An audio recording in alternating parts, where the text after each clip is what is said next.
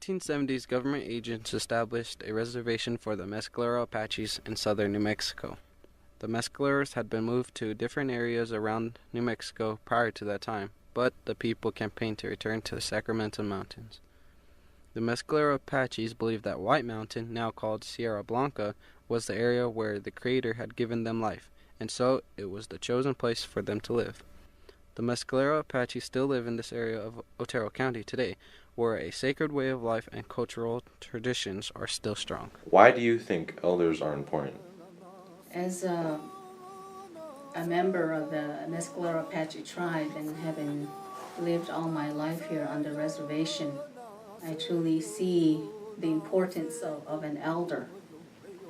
An elder is pretty much the backbone of a family. The parents of children come from elders, grandparents.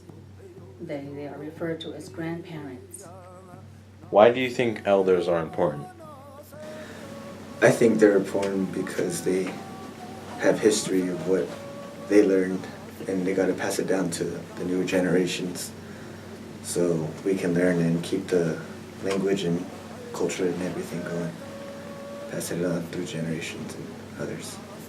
What has an elder taught you? I was raised by an elder. I was raised by my grandmother since I was probably like 4 years old. I've learned my language first. I never spoke English until the age of probably 6 when I was put in kindergarten at the Benton Mescalero Apache School. And she has taught me everything that she knew, and I'm still learning, and the things that I've learned in the Apache way of life takes at least more than a lifetime to learn. What has an elder taught you? And elders taught me a lot about my culture, who I am and where I come from. They teach me the traditional ways, the way things should be ran, I guess. And yeah, just teach me how to speak the language in the respectful ways. In the Mescalero Apache tribe, when you have questions or need to learn something, the grandma is usually the elder you go to for help. When you were a kid, were the elders then given the same amount of respect they are given today? Back then, like I was saying, as a child growing up, the elders were respected a whole lot back then. Today, I don't see that. It's very unfortunate that our younger folks, even the children nowadays that are growing up, want more attention as far as technology, modern day technology. They want things to be given to them. But yet in return, they don't give that respect. They don't give the honor that the elders need. They should have that because they struggled to survive. And so nowadays it's not the same. I see a big difference, and there is a big gap somewhere. It was lost somewhere along the way as I grew up. But I seen the change. But we must remember that respect is a virtue. It's a virtue that must be given back to honor our elders, to respect them, to love them and care for them.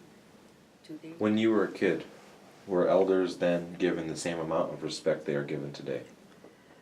I really don't know because I just became an elder myself. I'm 59 years old and I'm 59 and a half, and I really haven't reached the age of being an elder. But being out there in that world, I've noticed that a lot of things have changed. But for myself, I still respect elders with the full amount of respect because they're still considered as a very special person in my life They carry all the information for me, and they continue to teach us younger people. The amount of respect for an elder nowadays, it depends on the person or the children or the people themselves. Were the elders then given the same amount of respect given today? No, the like kids today, they just see elders as old people, I guess. And like they're more into technology, and then their culture and history, where they come from, they just want to be, I guess, something different than what they really are. They don't really respect their elders. They just push them over. Just another old person, I guess.